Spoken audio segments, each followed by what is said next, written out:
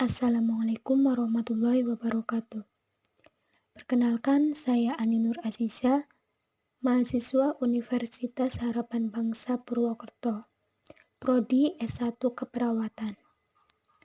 Di sini saya akan mempresentasikan proposal yang berjudul Gambaran Kualitas Hidup Penderita Kanker Serviks di RSUD di Keluarga Purwokerto.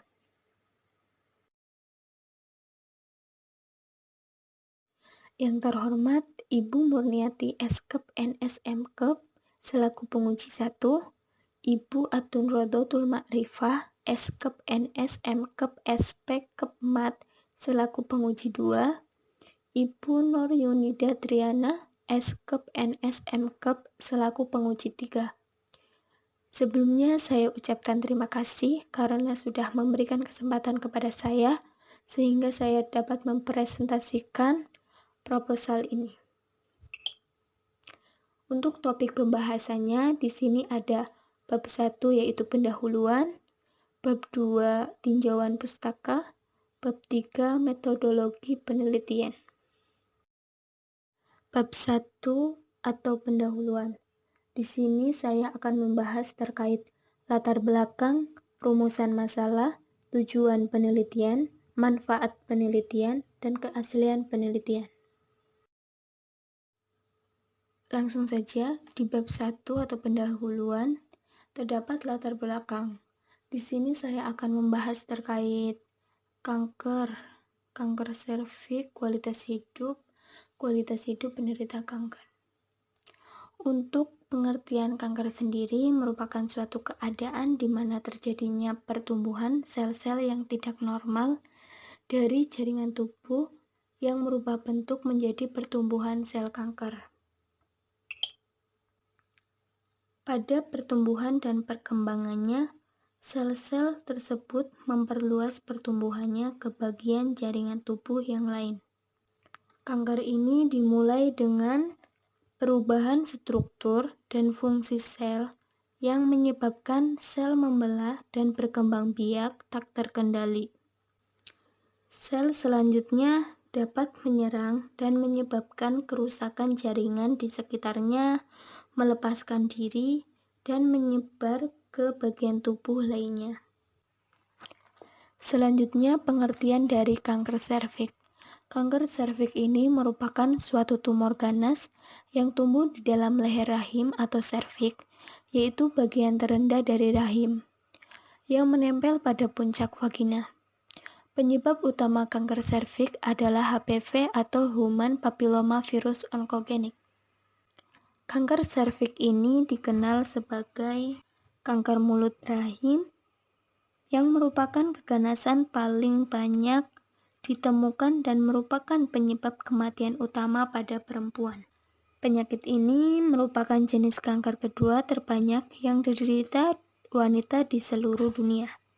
Biasanya menyerang perempuan berusia 35 tahun sampai 55 tahun. Menurut Maulidia et al. 2019. Menurut World Health Organization atau WHO 2013, jenis kanker ini menempati urutan kedua sebagai kanker yang sering menyerang wanita dan paling banyak terjadi di negara berkembang dan merupakan salah satu kanker yang paling umum di kalangan wanita usia reproduksi di negara berpenghasilan rendah dan menengah. Selanjutnya untuk kualitas hidup. Kualitas hidup merupakan persepsi mengenai posisi individu di dalam konteks budaya dan hubungannya dengan tujuan, harapan, dan standar mereka. Kualitas hidup ini merupakan sasaran utama yang ingin dicapai di bidang pembangunan sehingga kualitas hidup sejalan dengan tingkat kesejahteraan. Diharapkan semakin sejahtera, maka kualitas hidup semakin tinggi. Secara umum, dapat dijelaskan sebagai suatu konsep di mana kemampuan seseorang untuk mendapatkan kehidupan yang normal yang berhubungan dengan anggapan seseorang secara individu tentang tujuan, harapan, dan perhatian secara spesifik terhadap tatanan nilai dan budaya yang berhubungan dengan kehidupan atau keseharian yang dapat dipengaruhi oleh nilai dan budaya. Kualitas hidup ini memiliki struktur multidimensi yang mencakup fungsi fisik, mental, sosial, dan kognitif. Kualitas hidup berhubungan dengan kesehatan fisik dan mental yang dapat memberikan perasaan positif, penerimaan diri, kebahagiaan, kesejahteraan, dan hubungan interpersonal yang positif. Dalam kualitas hidup penderita kanker dapat diungkap melalui aspek-aspek berikut, yaitu pertama kesehatan fisik, mencakup kesehatan umum, nyeri, energi, dan vitalitas, aktivitas seksual, tidur, istirahat. Untuk yang kedua yaitu kesejahteraan psikologis, mencakup cara berpikir, belajar, memori, konsentrasi, emosi. Yang ketiga adalah hubungan sosial, mencakup hubungan sosial dan dukungan sosial. Yang keempat, hubungan dengan lingkungan, mencakup keamanan lingkungan rumah, kepuasan kerja. Penderita kanker memiliki kemungkinan 2 kali lebih banyak mengalami gangguan emosional dibandingkan dengan orang yang tidak menderita kanker pada status sosial ekonomi yang rendah. Hal ini berkaitan dengan beban yang harus ditanggung penderita kanker atau penderita penyakit kronis, seperti mahalnya biaya pengobatan, tidak adanya jaminan kesehatan yang memadai, dan sedikitnya pengetahuan tentang penyakit yang diderita. Setiap 1 jam, 1 wanita meninggal di Indonesia karena kanker serviks. Menurut Global Burden of Cancer atau Globocan 2018, kasus baru kanker serviks mencapai 32.469 jiwa, dan angka kematian akibat kanker serviks mencapai 18.279 per tahun. Sekitar 50 perempuan Indonesia meninggal dunia akibat kanker serviks setiap harinya. Angka itu melonjak tajam dibanding dengan Globocan tahun 2012 yang menyatakan 26 perempuan Indonesia meninggal karena kanker serviks setiap harinya. Menurut Kementerian Kesehatan Republik Indonesia 2015, penyakit kanker serviks dan payudara merupakan penyakit kanker dengan prevalensi tertinggi di Indonesia. Prevalensi kanker berdasarkan provinsi, Jawa Tengah menduduki posisi kedua dengan angka prevalensi sebesar 8,06%.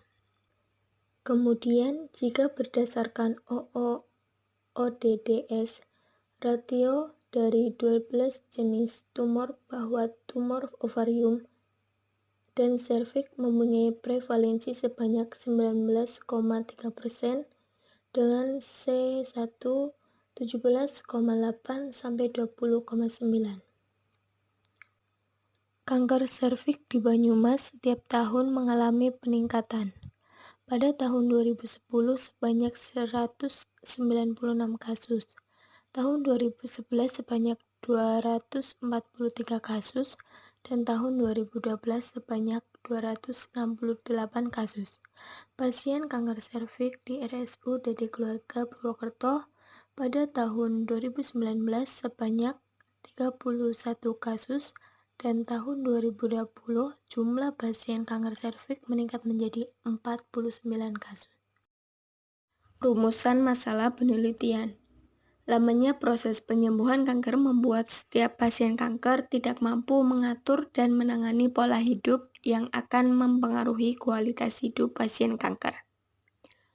Kualitas hidup berhubungan dengan kesehatan fisik dan mental yang dapat memberikan perasaan positif, penerimaan diri, kebahagiaan, kesejahteraan, dan hubungan interpersonal yang positif. Berdasarkan latar belakang, maka penulis tertarik melakukan penelitian untuk mengetahui bagaimanakah kualitas hidup penderita kanker serviks di RSU Dadi Keluarga Purwokerto. Selanjutnya, tujuan penelitian. Untuk tujuan penelitian ada tujuan umum dan tujuan khusus. Tujuan umum untuk mengetahui kualitas hidup penderita kanker serviks di RSU Dadi Keluarga Purwokerto. Tujuan khusus yang pertama mengidentifikasi status kesehatan global pada kualitas hidup pasien kanker serviks di RSU Dadi Keluarga. Yang kedua mengidentifikasi skala fungsional pada kualitas hidup pasien kanker serviks di RSU Dadi Keluarga. Yang ketiga, mengidentifikasi skala gejala pada kualitas hidup pasien kanker serviks di RSU Dadi Keluarga. Untuk manfaat penelitian, di sini ada teoritis dan praktis. Teoritis, hasil penelitian ini diharapkan dapat menambahkan wawasan dan pengetahuan dalam kualitas hidup penderita kanker serviks. Untuk yang praktis, ada pelayanan keperawatan, responden, institut pendidikan, penelitian selanjutnya. Untuk manfaat penelitian pada pelayanan keperawatan, diharapkan hasil penelitian ini dapat meningkatkan mutu pelayanan keperawatan dalam mengetahui kualitas hidup pasien kanker serviks. Manfaat untuk responden diharapkan menjadi sumber informasi bagi penderita kanker serviks. Lamanya proses penyembuhan kanker membuat pasien kanker tidak mampu mengatur dan menangani pola hidup yang akan mempengaruhi kualitas hidup pasien kanker. Maka dari itu, perlu adanya proses adaptasi pada diri penderita kanker untuk meningkatkan kualitas hidup. Salah satu bentuk pemberdayaan pasien kanker agar mampu beradaptasi dengan penyakitnya adalah dengan meningkatkan kualitas hidup pasien secara fisik, emosional, psikolog, dan lingkungan pasien penderita kanker. Manfaat untuk institut pendidikan diharapkan dapat digunakan sebagai acuan penelitian lanjut yang berkaitan dengan kualitas hidup yang terjadi pada penderita kanker serviks. Manfaat untuk peneliti selanjutnya diharapkan dapat dijadikan referensi dalam penelitian yang akan meneliti lebih lanjut mengenai kualitas hidup penderita kanker serviks. Keaslian penelitian sebelumnya yang mendukung penelitian gambaran kualitas hidup penderita kanker serviks di RSU Dadi Keluarga Purwokerto. Peneliti mencantumkan dalam tabel berikut ini. Yang pertama, Maulida Mutianadrak DKK 2019 dengan judul Gambaran Kualitas Hidup Penderita Kanker Serviks Stadium 3 Quality of Life Description of Stage 3 Cervical Cancer Patient. Yang kedua, Santos Larissa Nascimento DOS DKK 2019 dengan judul Health Related Quality of Life in Women with Cervical Cancer. Yang ketiga, Ju Aris DKK 2017 Kualitas Hidup pada Pasien Penderita Kanker Serviks di RSUP Sangkakala Denpasar periode Juni 2016 hingga Januari 2017. Yang keempat, Erniati Wahyu DKK 2017 dengan judul Faktor yang Mempengaruhi Keterlambatan Diagnosa CA Serviks Penderita Masa Kuratif di Semarang. Yang kelima, Widari Niputu DKK 2018 dengan judul Support Sistem Keluarga dengan Kualitas Hidup Pasien Kanker di Yayasan Kanker Indonesia Surabaya. Bab 2 atau tinjauan pustaka. Di sini akan membahas terkait bagaimana kualitas hidup penderita kanker serviks, apa itu kanker serviks, bagaimana kerangka teori dan kerangka konsepnya. Kualitas hidup. Kualitas hidup ini merupakan suatu konsep di mana kemampuan seseorang untuk mendapatkan kehidupan yang normal yang berhubungan dengan anggapan seseorang secara individu tentang tujuan, harapan, dan perhatian secara spesifik terhadap tatanan nilai dan budaya yang berhubungan dengan kehidupan atau keseharian yang dapat dipengaruhi oleh nilai dan budaya. Ada beberapa hal yang dapat meningkatkan kualitas hidup. Di antaranya adalah dukungan kesehatan dan fungsi, dukungan sosial ekonomi, dukungan psikologis, dukungan spiritual, dan yang terpenting adalah dukungan dari keluarga. Ada beberapa domain dalam kualitas hidup. Yang pertama, domain psikologis. Yang kedua, domain kesehatan fisik. Yang ketiga, domain hubungan sosial. Yang keempat, domain lingkungan. Selanjutnya ada dimensi-dimensi kualitas hidup. Yang pertama, dimensi kesehatan fisik. Di sini mencakup aktivitas sehari-hari, ketergantungan pada obat-obatan, energi dan kelelahan, mobilitas, sakit, dan ketidaknyamanan tidur dan istirahat, kapasitas kerja. Yang kedua, dimensi kesejahteraan psikologis, yaitu mencakup body image dan brand, perasaan negatif, perasaan positif, self-esteem, spiritual, agama, keyakinan pribadi, berpikir, belajar, memori, dan konsentrasi. Untuk dimensi hubungan sosial, mencakup relasi personal, dukungan sosial, dan aktivitas seksual. Selanjutnya, dimensi hubungan dengan lingkungan, mencakup sumber finansial, kebebasan, keamanan, keselamatan fisik, perawatan, kesehatan, dan sosial termasuk aksesibilitas dan kualitas lingkungan rumah, kesempatan untuk mendapat berbagai informasi baru maupun keterampilan, partisipasi dan mendapat kesempatan untuk melakukan rekreasi dan kegiatan yang menyenangkan di waktu luang, lingkungan fisik termasuk populasi atau kebisingan, lalu lintas, iklim, serta transportasi. Di sini juga terdapat faktor yang mempengaruhi kualitas hidup, yaitu faktor internal dan faktor eksternal.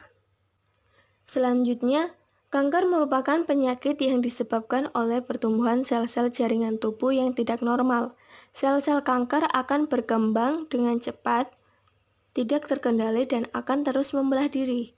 Selanjutnya, sel kanker akan menyusup ke jaringan sekitarnya atau invasif dan terus menyebar melalui jaringan ikat, darah, serta menyerang organ-organ penting dan syaraf tulang belakang.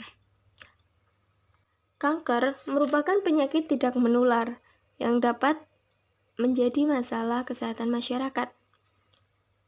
Salah satu dari penyakit tidak menular ini adalah kanker serviks yang banyak menyebabkan kematian pada wanita baik di dunia maupun di Indonesia. Kanker serviks merupakan suatu penyakit yang disebabkan oleh HPV atau Human Papilloma Virus onkogenik, mempunyai presentasi yang cukup tinggi dalam menyebabkan kanker serviks, yaitu 99,7%. Kanker serviks salah satu penyakit kanker yang paling banyak terjadi pada kaum wanita. Setiap 1 jam, 1 wanita meninggal di Indonesia karena kanker serviks. Untuk jenis-jenis kanker serviks terdapat 3. Yang pertama, karsinoma sel squamosa. Yang kedua, adenokarsinoma. Yang ketiga, karsinoma adenosquamous. Selanjutnya, faktor risiko kanker serviks. Di sini terdapat beberapa faktor risiko terjadinya kanker serviks. Yang pertama, karena merokok, infeksi HIV, infeksi bakteri Chlamydia, pil KB, hamil lebih 3 kali, hamil pertama pada usia muda, atau riwayat keluarga. Patofisiologi kanker serviks. Perjalanan penyakit kanker serviks didahului dengan infeksi HPV onkogenik atau virus HPV ganas yang menyebabkan sel normal menjadi sel kanker, prakanker, dan berkembang lagi menjadi sel kanker. Selanjutnya, gejala kanker serviks. Gejala yang timbul bila terjadi kanker serviks akan semakin banyak. terutama bila kanker serviks semakin tinggi stadiumnya. Gejala awal kanker serviks pada stadium lanjut antara lain keputihan yang tidak sembuh dengan pengobatan pada umumnya, nyeri pada perut bawah, pendarahan sesudah melakukan hubungan intim, pendarahan sesudah mati haid atau menopause, seringkali tanpa gejala dan dideteksi atau diketahui dengan screening. Sedangkan gejala kanker serviks yang lebih lanjut atau telah terjadi penyebaran, pada tahap lanjut dapat keluar cairan kekuning-kuningan, berbau atau bercampur darah, atau keputihan karena kanker. Tidak dapat buang air kecil, sakit ketika melakukan hubungan seks, cepat lelah, hilang nafsu makan, turun berat badan, nyeri panggul atau kanker yang mengisi panggul, sakit punggung, penyebaran ke tulang punggung. Sakit di kaki atau karena kaki bengkak, penyebaran ke tulang kaki. Salah satu kaki bengkak atau kanker yang menyumbat pembuluh limfa. Banyak pendarahan dari vagina atau perdarahan dari kanker serviks, bocor air kencing, dan feses dari vagina. Atau ada lubang fistel kandung kencing atau usus bawah, keretakan tulang, batuk-batuk karena terjadi penyebaran ke paru-paru. Untuk pengobatan kanker serviks, di sini bisa dilakukan operasi, radioterapi, kemoterapi. Ada beberapa jenis operasi yang paling umum dilakukan pada pengobatan kanker serviks. Yang pertama, krisurgery, yang kedua bedah laser, yang ketiga konisasi, yang keempat histerektomi, yang kelima tracheotomi. Yang keenam, ekstenterasi panggul. Untuk pengobatan radioterapi pada kanker serviks diterapkan dengan melakukan radiasi eksternal yang diberikan bersama dengan kemoterapi dosis rendah. Untuk jenis pengobatan radiasi internal, zat radioaktif dimasukkan ke dalam silinder di dalam vagina. Untuk pengobatan kemoterapi biasanya menggunakan obat-obatan untuk membunuh sel-sel kanker. Biasanya obat-obatan tersebut diberikan melalui infus ke dalam pembuluh darah melalui mulut. Setelah obat masuk ke aliran darah, maka akan menyebar ke seluruh tubuh. Terkadang ada beberapa obat yang diberikan dalam satu waktu. Stadium kanker serviks. Yang pertama stadium O atau karsinoma in situ. Yang kedua stadium 1, karsinoma hanya terbatas pada serviks. Selanjutnya stadium 2, invasi tumor keluar dari uterus tetapi tidak sampai ke dinding panggul atau mencapai 1/3 bawah vagina. Selanjutnya stadium 3, tumor meluas ke dinding panggul atau mencapai 1/3 bawah vagina dan atau menimbulkan hidronefrosis atau fungsi ginjal. Selanjutnya stadium 4, tumor menginvasi mukosa kandung kemih atau rektum dan atau meluas keluar panggul kecil. Kualitas hidup penderita kanker serviks dapat diungkapkan melalui aspek-aspek berikut, yaitu pertama kesehatan fisik, mencakup kesehatan umum, nyeri, energi, dan vitalitas, aktivitas seksual, tidur, istirahat.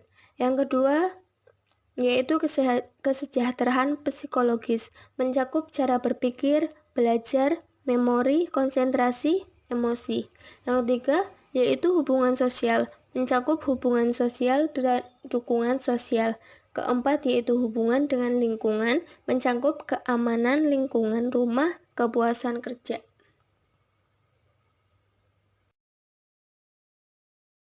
Kerangka teori. Di sini ada faktor risiko kanker serviks. Yang pertama merokok, infeksi HIV, infeksi bakteri Chlamydia, pil KB, hamil lebih 3 kali, hamil pertama pada usia muda, riwayat keluarga. Setelah itu terjadi infeksi HPV atau onkogenik, virus HPV ganas yang menyebabkan sel normal menjadi sel kanker, prakanker, dan berkembang lagi menjadi sel kanker.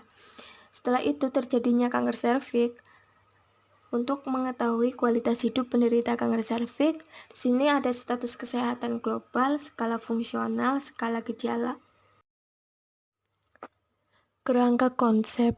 Terdapat stadium kanker serviks, jenis terapi pengobatan, atau kanker serviks.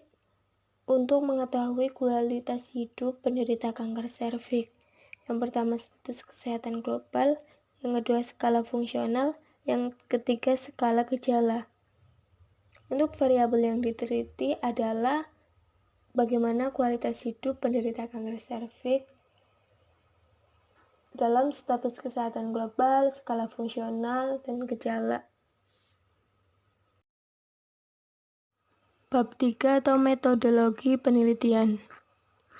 Di sini terdapat jenis dan rancangan penelitian, lokasi dan waktu penelitian, populasi dan sampel penelitian, variabel, definisi operasional, instrumen penelitian, validitas dan reliabilitas, jenis dan teknik pengumpulan data, etika penelitian.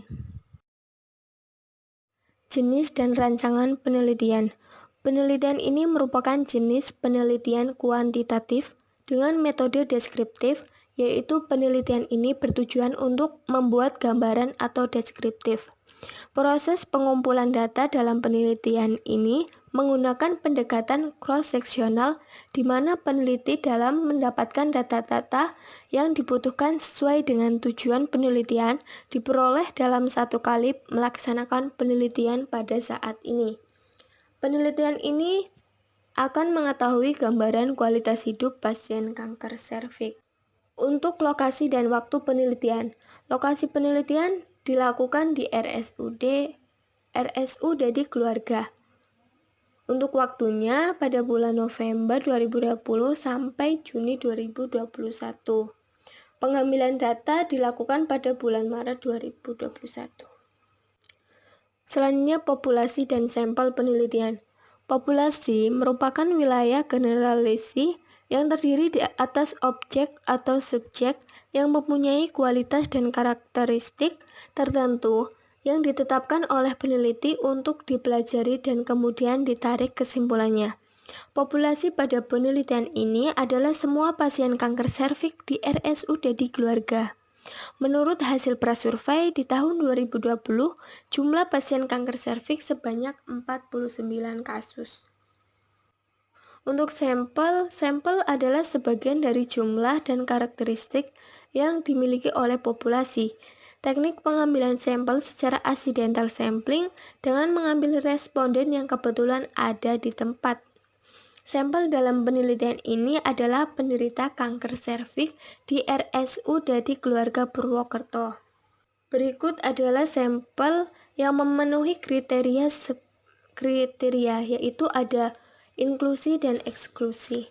Untuk inklusi, yang pertama pasien kanker yang didiagnosa menderita kanker serviks. Yang kedua, bersedia menjadi responden. Yang ketiga, sadar dan mampu berkomunikasi. Untuk kriteria eksklusi, itu pasien yang mengalami penurunan kesadaran, tidak komunikatif, tidak bersedia menjadi responden. Selanjutnya variabel. Variabel merupakan gejala yang menjadi fokus peneliti untuk diamati. Variabel adalah perilaku atau karakteristik yang memberikan nilai beda terhadap sesuatu. Variabel yang terlibat dalam penelitian ini adalah kualitas hidup penderita kanker serviks. Definisi operasional.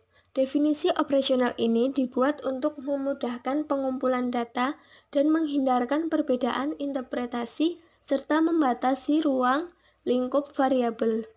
Definisi operasional dalam penelitian ini ada variabel penelitian, jenis variabel, definisi operasional, cara ukur dan alat ukur variabel, parameter, dan skala.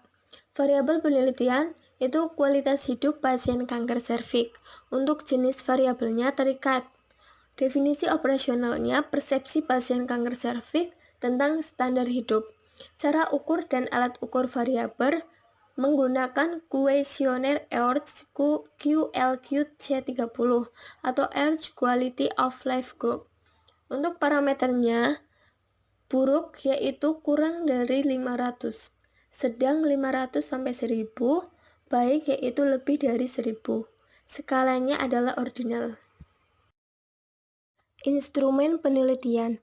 Instrumen penelitian merupakan alat atau fasilitas yang digunakan oleh peneliti dalam mengumpulkan data agar pekerjaannya lebih mudah dan hasilnya lebih baik, atau cermat, lengkap, dan sistematis, sehingga lebih mudah diolah.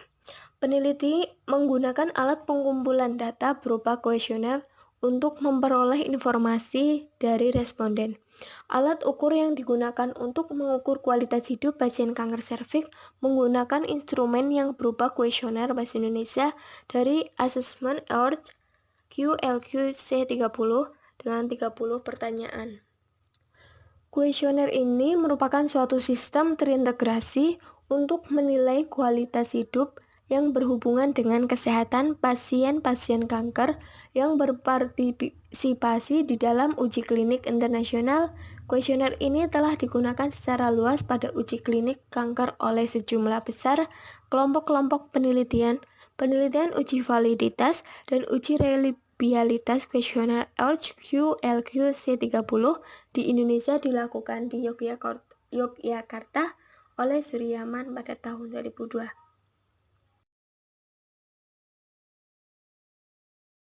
Validitas dan reliabilitas. Untuk validitas, dilakukan dengan tujuan untuk mengetahui apakah kuesioner yang kita gunakan mampu mengukur apa yang hendak kita ukur. Teknik korelasi yang dipakai dalam menguji validitas adalah teknik korelasi Bayesian. Keputusan jika R hitung lebih dari R tabel maka variabel valid, dan jika R hitung kurang R tabel maka variabel tidak valid. Variabel kualitas hidup menggunakan kuesioner Earth QLQ-C30 yang telah ditranslasi dan telah divalidasi dalam bahasa Indonesia di Yogyakarta oleh Suryaman pada tahun 2002. Untuk reliabilitas, uji reliabilitas ini bertujuan untuk menunjukkan sejauh mana suatu alat pengukuran dapat dipercaya atau dapat diandalkan. Hal ini berarti menunjukkan sejauh mana hasil pengukuran ini tetap konsisten atau tetap sama hasilnya. Apabila dilakukan pengukuran 2 kali atau lebih terhadap hal yang sama dengan alat ukur yang sama. Pengukuran reliabilitas dalam penelitian ini dilakukan dengan cara mengukur sekali saja. Sesuatu alat ukur dapat dinyatakan reliabilitas apabila nilai alpha Cronbach adalah 0,70 sampai 0,95. Hasil uji reliabilitas kuesioner kualitas hidup QLQ-C30 memiliki nilai Cronbach alpha 0,96. Kuesioner yang digunakan dalam penelitian ini memenuhi kriteria reliable untuk digunakan sebagai instrumen penelitian. Jenis dan teknik pengumpulan data.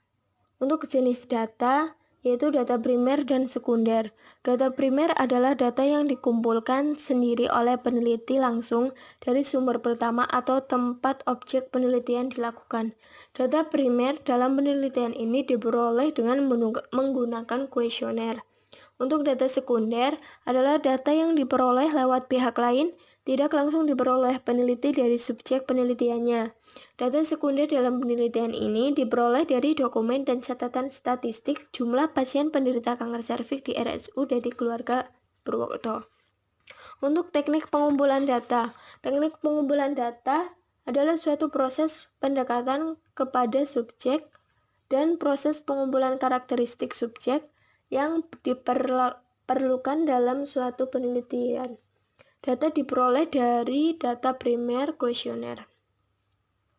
Untuk cara pengumpulan data, peneliti menentukan permasalahan, subjek penelitian, tempat penelitian, tujuan dan manfaat penelitian, serta menentukan judul penelitian. Penelitian mengajukan surat izin prasurvei dari Universitas Harapan Bangsa Purwokerto untuk diberikan kepada Kepala RSUD di keluarga. Peneliti mengambil data jumlah pasien yang menderita kanker serviks untuk kemudian menentukan jumlah sampel dalam penelitian ini. Selanjutnya, peneliti menyusun proposal skripsi dan melakukan uji seminar proposal skripsi. Setelah proposal di-ACC, peneliti mengajukan surat izin penelitian ke pihak RSUD di keluarga. Peneliti memberikan informed consent dan surat permohonan menjadi responden. Peneliti mengkaji kualitas hidup pada penderita kanker serviks dengan kuesioner. Lembar kuesioner yang telah diisi selanjutnya diolah dan dianalisis oleh peneliti. Untuk analisis data,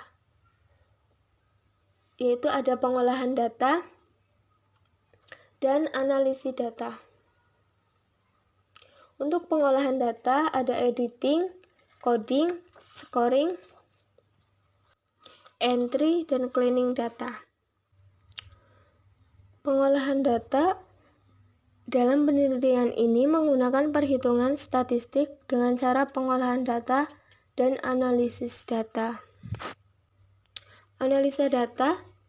Analisis data merupakan proses pengolahan data serta menyusun hasil penelitian yang akan dilaporkan. Selanjutnya dilakukan pengolahan data secara komputerisasi. Adapun analisis yang digunakan adalah analisis univariat. Analisis univariat adalah analisis dengan menggunakan distribusi frekuensi. Analisis univariat dalam penelitian ini digunakan untuk melihat distribusi frekuensi setiap variabel. Etika penelitian. Pelaksanaan penelitian ini memperhatikan prinsip-prinsip etika penelitian dan masalah etika penelitian. Berikut prinsip-prinsip etika penelitian. Terdapat prinsip manfaat. Prinsip manfaat dalam penelitian ini yaitu penelitian ini dapat memberikan informasi tentang pengaruh kualitas hidup pada penderita kanker serviks. Diharapkan pasien dapat melakukan tindakan untuk meningkatkan kualitas hidupnya. Untuk prinsip menghormati manusia. Prinsip menghormati manusia dalam penelitian ini yaitu peneliti tidak melakukan pemaksaan kepada pasien untuk menjadi responden penelitian apabila pasien menolak menjadi responden. Untuk prinsip keadilan. Prinsip keadilan dalam penelitian ini yaitu peneliti memberikan pelakuan secara adil dan sama terhadap kepada semua responden, yaitu dengan memberikan kuesioner yang sama terhadap semua responden.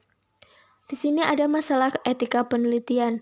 Masalah etika penelitian ada informed consent, anonymity, confidentiality. Untuk informed consent, peneliti memberikan informed consent sebelum penelitian dilakukan sebagai bentuk persetujuan untuk menjadi responden. Anonymity atau tanpa nama. Peneliti tidak memberikan atau mencantumkan nama responden pada lembar alat ukur dan hanya menuliskan kode pada lembar pengumpulan data atau hasil penelitian yang akan disajikan. Confidentiality atau kerahasiaan. Semua informasi yang telah dikumpulkan dijamin kerahasiaan oleh peneliti, hanya kelompok data tertentu yang akan dilaporkan pada hasil penelitian. Baik, mungkin hanya itu saja yang dapat saya sampaikan dalam mempresentasikan proposal ini. Kurang lebihnya mohon maaf. Terima kasih. Wassalamualaikum warahmatullahi wabarakatuh.